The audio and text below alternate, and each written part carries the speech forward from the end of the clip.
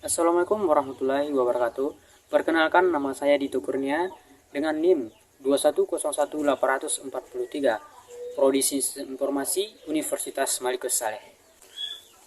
Pada pertemuan kali ini, saya akan sedikit menjelaskan tentang mata kuliah saya, yaitu Sistem Operasi, dari pertemuan 1 sampai dengan pertemuan ke-6. Langsung saja kita masuk pada pertemuan yang pertama, yaitu konsep dasar dan sejarah perkembangan sistem informasi. Yang pertama itu, apa itu sistem operasi? Sistem operasi adalah sekumpulan program, kontrol, atau alat pengendali yang secara terpadu bertindak sebagai penghubung antara komputer dengan pemakainya. Sistem operasi juga bisa disebut sebagai program pengendali, yaitu program yang digunakan untuk mengontrol program lain. Dan sistem operasi juga bisa disebut sebagai 3 pengertian, itu sebagai pelaksana perintah, sebagai pelaksana tata olah, sebagai pengelola sumber daya. Dan yang selanjutnya itu ada tujuan sistem operasi. Yang pertama, sistem operasi membuat komputer menjadi lebih mudah dan nyaman digunakan. Yang kedua, lebih efisien. Dan yang ketiga, sistem operasi harus disusun sedemikian rupa sehingga memungkinkan pengembangan yang efektif, pengujian, dan penerapan fungsi baru tanpa menggunakan layanan yang sudah ada. Fungsi sistem operasi. Yang pertama, membentuk dan mengelola sistem file.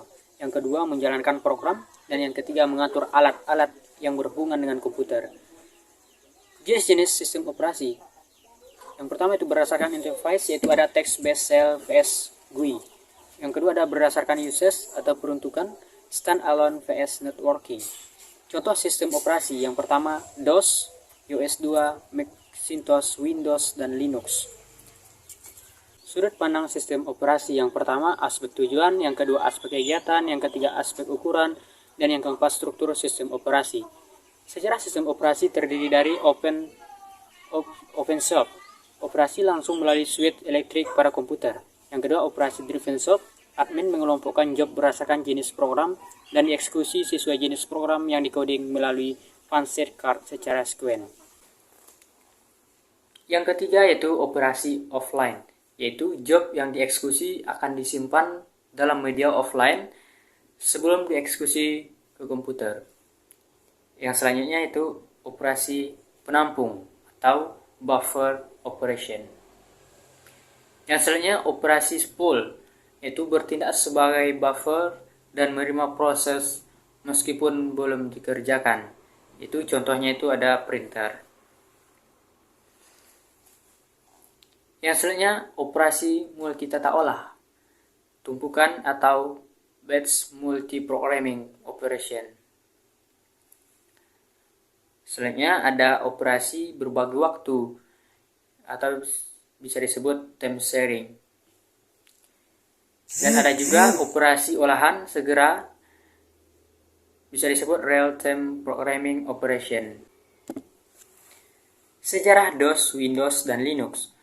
Pada tahun 1980, yang pertama itu QDOS. Tim Peterson dari Sedley Computer menulis QDOS yang dibuat dari US terkenal pada masa itu. QDOS atau Quick and Dirty Operation System dipasarkan oleh Sedley Computer dengan nama 86DOS karena dirancang untuk prosesor Intel 8086. Yang kedua ada Microsoft. Bill Gates dari Microsoft membeli lisensi QDOS dan menjualnya ke berbagai perusahaan. Selanjutnya itu pada tahun 1981, yang pertama PC-DOS, IBM meluncurkan PC-DOS yang dibeli dari Microsoft untuk komputer yang berbasis prosesor Intel 8086. Yang kedua itu MS-DOS. Microsoft menggunakan nama MS-DOS untuk iOS ini jika dijual oleh perusahaan di luar IBM. Selanjutnya yaitu pada tahun 1984. Yang pertama, sistem 1.0. Apple meluncurkan Macintosh dengan OS yang diturunkan dari BSD Unix. Sistem 1.0 merupakan sistem operasi pertama yang telah berbasis grafis dan menggunakan mouse. Selanjutnya yaitu pada tahun 1984, sistem 1.0. Apple meluncurkan Macintosh dengan OS yang diturunkan dari BSD Unix. Sistem 1.0 merupakan sistem operasi pertama yang telah berbasis grafis dan menggunakan mouse. Yang kedua ada MS-DOS 3.0. Microsoft meluncurkan MS-DOS 3.0 untuk PCAT yang menggunakan chips Intel 80286 dan yang mulai mendukung penggunaan hard disk lebih dari 10 MB. Yang ketiga ada MS-DOS 3.1. Microsoft meluncurkan MS-DOS 3.1 yang memberikan dukungan untuk jaringan. Selanjutnya, pada tahun 1985, Microsoft Windows 1.0 memperkenalkan Windows sistem operasi yang telah menyediakan lingkungan berbasis grafis dan kemampuan multitasking. Tetapi sayangnya sistem operasi ini sangat buruk performanya dan tidak mampu menyamai kesuksesan Apple. Tahun 1986, MS-DOS 3.2, Microsoft meluncurkan MS-DOS 3.2 yang menambah dukungan untuk floppy 3.5 inci 720 KB. Selanjutnya yaitu pada tahun 1987.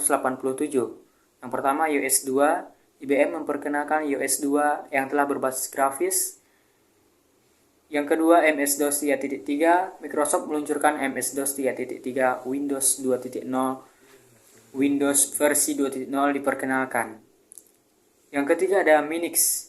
Andrew S. Tannenbaum mengembangkan Minix, sistem operasi berbasis Unix yang ditunjukkan untuk pendidikan. Minix nantinya menginspirasi pembuatan Linux. Tahun 1990, yaitu perpisahan antara dua perusahaan raksasa, yaitu IBM yang berjalan dengan iOS 2 dan Microsoft berkonsentrasi pada Windows. Yang kedua yaitu Windows 3.0, Microsoft meluncurkan Windows versi 3.0 yang mendapat sambutan cukup baik. Dan selanjutnya Microsoft juga meluncurkan Microsoft Office, yaitu Microsoft membundle Word, Excel, dan PowerPoint untuk menyingkirkan saingannya seperti Lotus 12.3, WordStar, WordPerfect, dan Quattro. Yang keempat, DR-DOS. Digital Research memperkenalkan DR-DOS 5.0. Tahun 1991, yang pertama Linux 0.01, mahasiswa Helsinki bernama Linus Torvalds mengembangkan OS berbasis Unix dari sistem operasi Minix yang diberi nama Linux. Yang kedua ada MS-DOS 5.0. Microsoft meluncurkan MS-DOS 5.0 dengan penambahan fasilitas full screen, editor, undelete, unformat, dan classic. 1992, yang pertama Windows 3.1, Microsoft meluncurkan Windows 3.1 dan kemudian Windows for Workgroup 3.11 yang tahun berikutnya. Yang kedua 386 BSD, OS berbasis open source turunan dari BSD Unix didistribusikan oleh Bill Jolitz. 386 BSD nantinya menjadi induk dari proyek open source BSD lainnya seperti NetBSD, FreeBSD, dan OpenBSD. Yang ketiga ada distro Linux. Linux didistribusikan dalam format distro yang merupakan gabungan dari OS plus program aplikasi. Distro bernama Linux dikenal sebagai SLS atau Soft Landing Linux System. Tahun 1995, yang pertama Windows 95, Microsoft meluncurkan Windows 95 dengan lagu Start My Up dari Rolling Stones besar 1 juta salinan dalam 4 hari. Yang kedua PC-DOS 7, IBM memperkenalkan PC-DOS 7 yang terintegrasi dalam program populer mengkompres data stacker dari Stack Electronic, versi terakhir dari IBM PC-DOS. Yang ketiga ada Windows CAE, versi pertama Windows CE diperkenalkan ke publik. Dan yang keempat yaitu Palm OS. Palm menjadi populer dengan Palm OS untuk PDA. Dan yang selanjutnya itu OpenBSD. Theo de Reds pencetus NetBSD mengembangkan OpenBSD. Tahun 1997, yang pertama macOS. Untuk pertama kalinya Apple memperkenalkan penggunaan nama macOS pada macOS 7.6. Dan tahun selanjutnya itu 1998, yang pertama Windows 98. Web browser Internet Explorer menjadi bagian penting dari Windows 98 dan mengembangkan dominasi Netscape Navigator. Yang kedua, server Linux. Linux mendapat dukungan dari banyak perusahaan besar seperti IBM, Sun Microsystems, dan Hewlett Packard. Selainnya yaitu Google. Search engine terbaik hadir di internet dan diketahui menggunakan Linux sebagai servernya.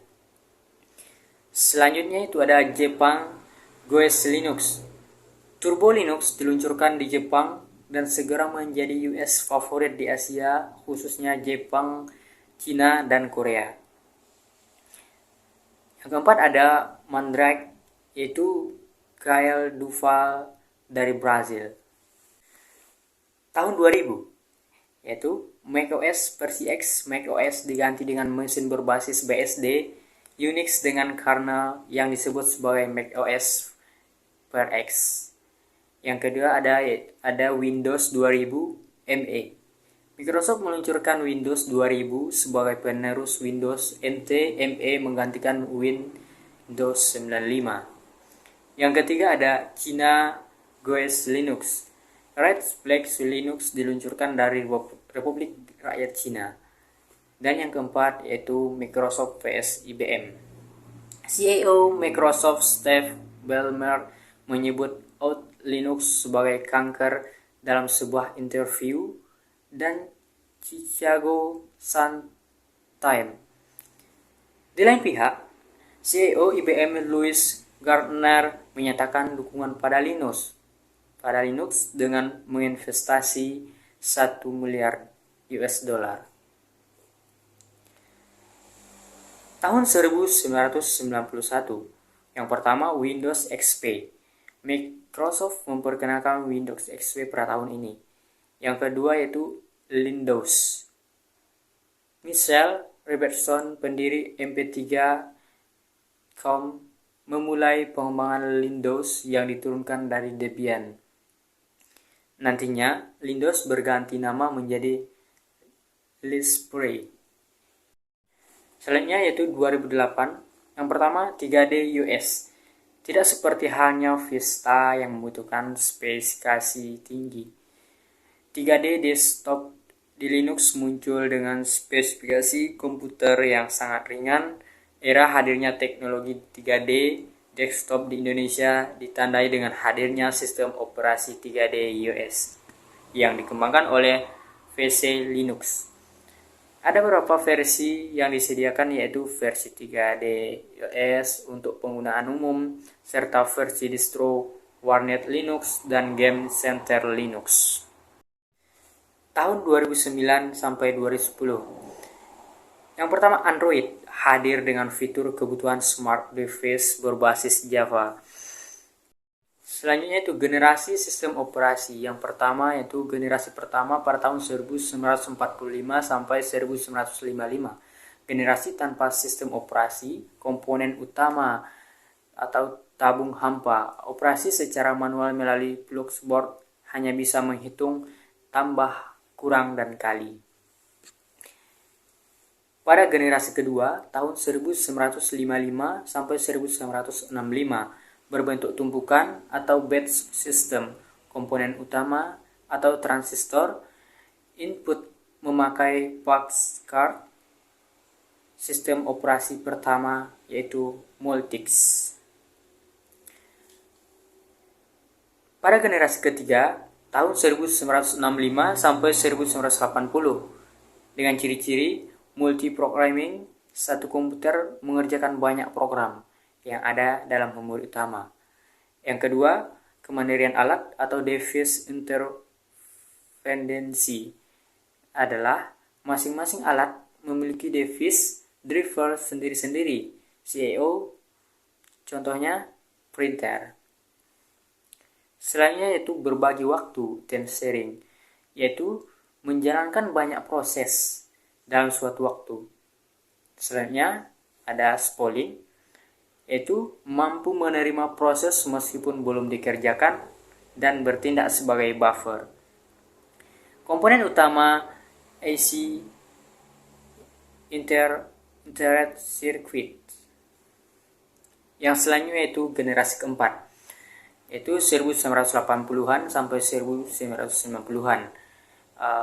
Yang pertama real-time application, yang kedua network operating system, yang ketiga distributed operation system, yang selanjutnya machine atau virtual machine, yang selanjutnya distribusi data.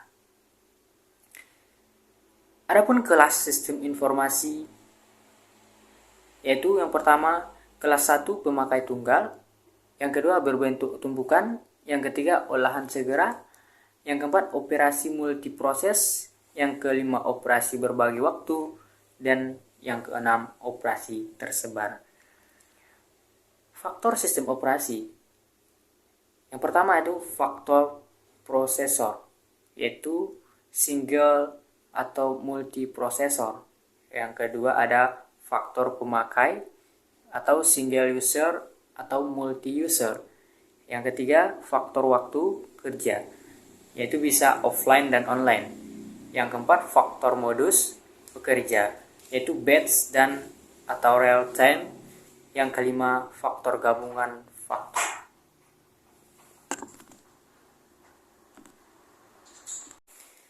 Itulah penjelasan dari pertemuan pertama. Baiklah, langsungnya kita masuk pada pertemuan yang kedua, yaitu perangkat keras atau hardware.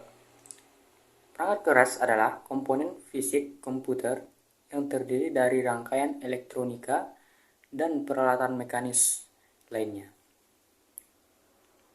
Pada abstraksi tingkat atas terdiri dari 4 komponen, yaitu yang pertama yaitu pemroses atau prosesor, yang kedua memori utama atau main memory, yang ketiga yaitu perangkat masukan dan keluaran, device I/O.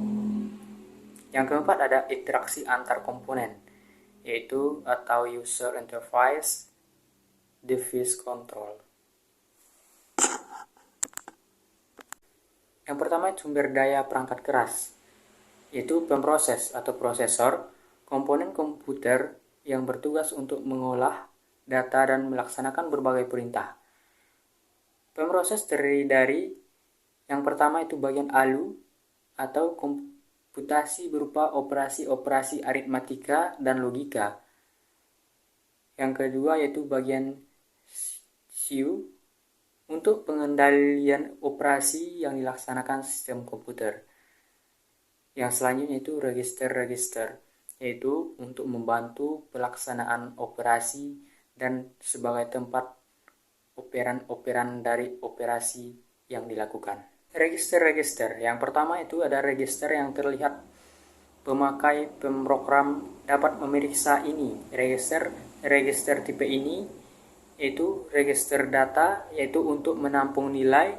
Yang kedua register alamat untuk keperluan pengalamatan, yaitu contohnya index register, segment pointer register, stack pointer register. Yang selanjutnya yaitu register untuk kendali dan status.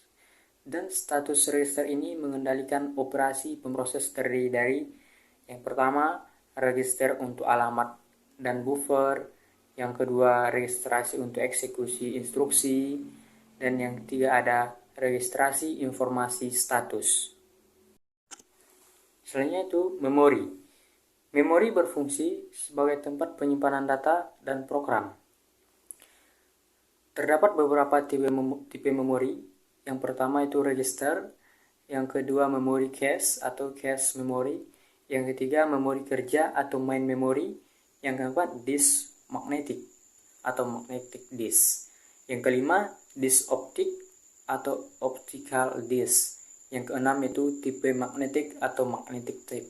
Menurut urutan dari atas ke bawah dapat diambil ukuran hierarki dalam hal yang pertama kecepatan akses, yang kedua hubungan kapasitas, yang ketiga hubungan frekuensi pengaksesan, dan yang keempat hubungan harga. Yang selanjutnya itu perangkat masukan atau keluaran. Yang pertama itu komponen magnetik, yaitu perangkat itu sendiri. Yang kedua itu komponen elektronik, yaitu pengendali perangkat berupa chips, controller, pengendali perangkat keras, atau device adapter. Terdapat dua macam pengendali alat, yaitu yang pertama penggerak alat atau device controller, yang kedua pekerja alat, device driver. Struktur I/O. Yang pertama I/O interrupt device kecepatan rendah. Yang kedua struktur DMA device kecepatan tinggi. Yang keempat yaitu interkoneksi antar komponen. Disebut jalur yang terdapat pada mainboard. Bus terdiri dari 3 bagian. Yang pertama bus alamat, yang kedua bus data, dan yang ketiga bus kendali. Kerja komputer yang pertama, tingkat konsep diagram blok berlangsung sebagai lalu lintas informasi dalam dan di antara blok pada sistem komputer. Yang kedua, tingkat transfer register. Kerja komputer berlangsung melalui pemindahan rincian informasi di antara register. Dan yang selanjutnya itu tingkat konsep saklar. Kerja komputer pada fungsi komputer terdiri atas kegiatan masukan, catatan, pengelolaan, dan keluaran. Yang selanjutnya itu perangkat lunak atau software, merupakan komponen non-fisik berupa kumpulan program beserta struktur datanya. Program adalah sekumpulan instruksi yang disusun sedemikian rupa untuk dapat menyelesaikan masalah-masalah tertentu. Siklus instruksi untuk memproses instruksi dilakukan melalui 2 tahap. Yang pertama itu mengambil instruksi atau instruction fetch. Yang kedua, mengeksekusi instruksi atau instruction execution. Baiklah, untuk pembahasan pertemuan 2 telah selesai. Langsung saja kita masuk pada pertemuan yang ketiga, yaitu manajemen file. Sistem manajemen file itu pengertiannya adalah abstraksi penyimpanan dan pengambilan informasi di disk. Sifat file persistent, yaitu informasi dalam file tetap ada walaupun satu daya dimatikan. Size usability itu digunakan untuk banyak proses. Baiklah, kita masuk pada bagian yang pertama, yaitu sasaran dan fungsi sistem manajemen file. Yang pertama, sasaran. Memenuhi kebutuhan manajemen data bagi pemakai. Retrieve, insert, delete, update. Menjamin data pada file adalah valid. Optimasi kinerja, throughput, dan waktu tangkap ditingkatkan. Menyediakan dukungan masukan atau keluaran beragam tipe perangkat penyimpanan, meminimalkan potensi kehilangan data. Misalnya itu organisasi file. Terdapat 6 organisasi dasar.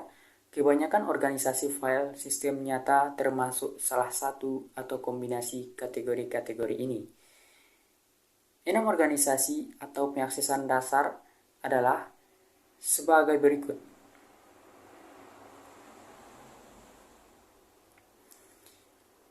Yang pertama itu file file atau file. Yang kedua file sequence atau sequential file. Yang ketiga file sequence berindeks. Yang keempat itu file berindeks manageable atau multi-table index file. Yang selanjutnya itu file berhas atau berhas or directed file. Yang selanjutnya itu file cincin atau multi-ring file. Perangkat penyimpanan berdasarkan disiplin pengaksesan. Yang pertama yaitu perangkat akses sekuen atau sequential access device. Proses harus membaca semua byte atau record file secara berurutan mulai dari awal, tidak dapat meloncati dan membaca di luar urutan. Selanjutnya itu perangkat akses acak, yaitu random access device, dimungkinkan dapat membaca byte atau record file di luar urutan, atau mengakses record berdasarkan kunci bukan posisinya. Baiklah, langsung saja kita masuk pada sesi keempat, yaitu teknologi dan algoritma penjadwalan. Yang pertama itu ada magnetic disk. Magnetic disk merupakan media penyimpanan yang termasuk ke dalam penyimpanan sekunder atau secondary storage yang paling banyak dipakai pada sistem komputer modern. Magnetic disk berbentuk bundar dengan dua permukaan magnetik. Selanjutnya itu ada teknologi hard disk. Beberapa teknologi hard disk antara lain, yang pertama shock protection system, yang kedua self monitoring analysis and reporting, yang ketiga itu solid state disk atau SSD, yang keempat ada magnetor system. Selanjutnya ada partial response maximum likelihood, yang selanjutnya ada hot swap, dan yang selanjutnya plug and play ATA, yang selanjutnya environment protection agents, selanjutnya ada error correction code. Out transfer pengaksesan disk. Waktu akses adalah waktu yang diperlukan oleh kepala pembaca menulis dan membaca isi sektor. Terdiri 4 komponen waktu, yaitu yang pertama waktu cari adalah waktu untuk mencari lintas silinder yang dikehendaki. Yang kedua, waktu mantap adalah waktu untuk hulu tulis baca menjadi mantap di lintas atau silinder. Selanjutnya itu ada waktu salur. Waktu salur adalah waktu untuk menulis atau membaca isi sektor serta gabungan waktu, yaitu waktu inquiry dan waktu pemutakhiran atau pergantian. Pengaksesan lintas disk pada sistem multitata olah terdapat 7 algoritma pada pengaksesan disk. Yang pertama itu algoritma pertama tiba di pertama dilayani, PTPD. Yang kedua ada algoritma pickup. Yang ketiga ada algoritma waktu cari terpendek dipertamakan. Selainnya itu ada pengaksesan lintas disk pada sistem multitata olah terdapat 7 algoritma pengaksesan disk. Yang pertama algoritma pertama tiba pertama dilayani, PTPD. Yang kedua ada algoritma pickup, dan yang ketiga ada algoritma waktu cari terpendek dipertamakan, WCTD. Yang keempat algoritma loop, yang kelima algoritma cultural loop, yang keenam algoritma scan, yang ketujuh algoritma cultural scan. Baiklah, masuk saja kita ke pertemuan yang kelima, yaitu proses dan penjadwalan proses. Yang pertama ada pengertian penjadwalan proses. Penjadwalan proses merupakan kumpulan kebijakan dan mekanisme di sistem operasi yang berkaitan dengan urutan kerja yang dilakukan sistem komputer. Penjadwalan bertugas memutuskan yang pertama proses harus berjalan, kapan, dan berapa lama proses itu berjalan. Sasaran penjadwalan, kriteria yang digunakan sebagai sasaran penjadwalan. Yang pertama yaitu adil atau fairness. Yang kedua efisiensi. Yang ketiga waktu tangkap atau response time. Yang selanjutnya ada sistem interaktif dan sistem waktu nyata. Yang keempat ada turnaround time, yaitu ada throughput. Terdapat 3 penjadwalan proses yang digunakan pada penjadwalan proses. Yang pertama itu antrian. Antrian merupakan sejumlah proses yang menunggu menggunakan prosesor dan akan diproses sesuai dengan urutan antrian proses berada dalam memori utama. Yang kedua ada prioritas, yaitu mendahului pada antrian proses. Kalau proses itu berada di bagian belakang antrian, maka proses pemberian prioritas, proses itu langsung berada bagian paling depan pada antrian itu, sambil menunggu sampai kerja prosesor selesai. Yang selanjutnya itu ada preemsi, mendahului pada antrian proses. Kalau proses itu berada di bagian belakang antrian, maka dengan pemberian preemsi, proses itu. Yang selanjutnya tipe-tipe penjadwalan jangka pendek, yaitu bertugas menjadwalkan alokasi pemproses di antara proses-proses ready di memori utama. Selanjutnya penjadwalan jangka menengah, yaitu proses status ready, running, waiting, dan ready. Yang ketiga ada penjadwalan jangka panjang, yaitu penjadwalan ini bekerja terhadap antrian batch dan memiliki batch berikutnya yang harus dieksekusi. Algoritma penjadwalan berikut jenis-jenis algoritma berdasarkan penjadwalan. Yang pertama non-preemptive, yang kedua preemptive. Selanjutnya ada klasifikasi lain berdasarkan adanya prioritas di proses-proses, yaitu yang pertama itu algoritma penjadwalan tanpa berprioritas, yang kedua algoritma penjadwalan berprioritas. Rumus penjadwalan: jika terdapat n proses serentak serta tiap proses memiliki lama tangkap sebesar t, maka rata lama tangkap TR adalah TR sama dengan jumlah TI per N. Waktu sia-sia T kurang T. Waktu terbuang dalam antrian atau selama terkena preempsi. Selanjutnya itu ada waktu sia-sia T besar dikurang T kecil. Waktu yang terbuang dalam antrian atau selama terkena preempsi. Yang selanjutnya adalah rasio tangkap, yaitu RT. Perbandingan di antara lama. Yang kedua selanjutnya itu rasio penalti RP, perbandingan di antara lama tangkap terhadap lama proses. Jadi rumusnya itu sama dengan R sama dengan T per T besar atau R T besar per T kecil. Algoritma penjadwalan proses terpendek dipertamakan, PTD, SJV atau SJN, penjadwalan dengan prioritas tanpa preempsi. Baiklah, selanjutnya itu pertemuan yang ke-6 yaitu penjadwalan proses. Yaitu yang pertama algoritma penjadwalan proses terpendek dipertamakan preempsi, PTDP. Penjadwalan dengan prioritas dengan preempsi beberapa ketentuan. Prioritas berdasarkan pendeknya sisa proses diperhatikan saat proses tiba atau saat proses selesai. Menghitung lama sisa proses dari semua proses yang ada. Jika proses dengan sisa proses yang lebih pendek dari proses yang sedang dikerjakan, maka atas dasar preempsi proses yang sedang dikerjakan akan dikeluarkan dari prosesor. Selanjutnya itu ada algoritma penjadwalan rasio penalti tertinggi dipertamakan, RPTD atau HPRN. Ketentuan: prioritas berdasarkan besarnya nilai rasio penalti. Rumus rasio penalti yaitu RP S tambah T per T. Keterangan: S waktu sia-sia yaitu saat selesai sampai saat tiba. P lama proses tetap mendahulukan proses terpendek, namun prioritas panjang akan turut meningkat melalui peningkatan rasio penaltinya. Selanjutnya itu ada algoritma penjadwalan putar gelang, round robin atau time slide. Penjadwalan tanpa prioritas dengan preempsi beberapa ketentuan. Yang pertama kuantum waktu. Waktu yang digunakan oleh prosesor untuk melayani setiap proses akan melayani setiap proses berdasarkan antrian.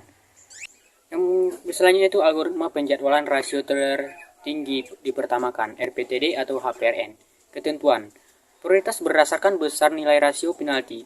Rumus rasio penalti yaitu RP sama dengan S tambah T per T. Keterangan: S waktu sia-sia, saat selesai, dan saat tiba. P lama proses tetap mendahulukan proses terpendek, namun prioritas panjang akan turut meningkat melalui peningkatan rasio penaltinya. Selanjutnya itu algoritma penjadwalan putar gelang atau round robin atau time slide. Penjadwalan tanpa prioritas dengan preempsi beberapa ketentuan, yaitu yang pertama kuantum waktu yang digunakan oleh prosesor untuk melayani setiap proses. Yang kedua, proses akan melayani setiap proses berdasarkan antrian.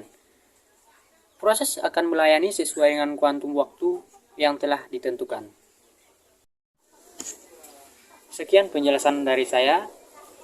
Lebih dan kurang saya mohon maaf. Billahi taufiq wal hidayah. Wassalamualaikum warahmatullahi wabarakatuh.